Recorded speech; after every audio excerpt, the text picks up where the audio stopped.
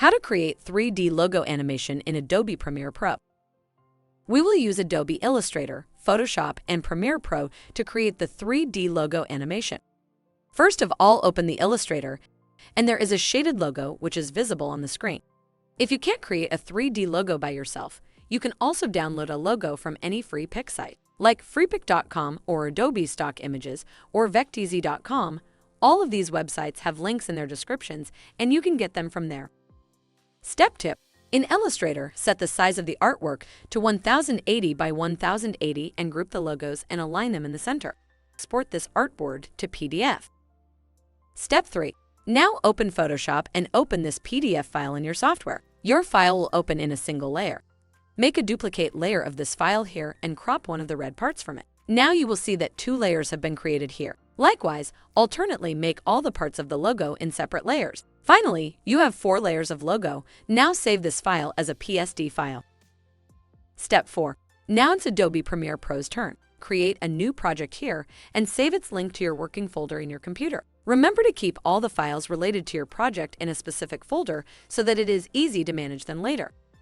Import the PSD file of your logo and make sure that each layer of the file is separate. I mean, select the individual layers option here and drag these layers alternately on your timeline.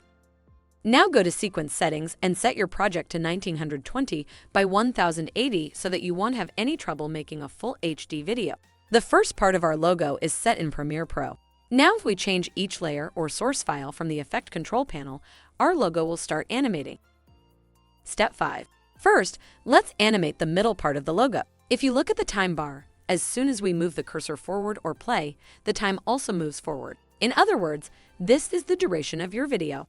Now if I set the cursor after 1 second and put a knot in the Effect Control panel, then the position, size, aptness of my logo will be set to this, and similarly put a knot at 0 second, then this second position will be created. We'll go now if I change its position, this part of my logo will start moving.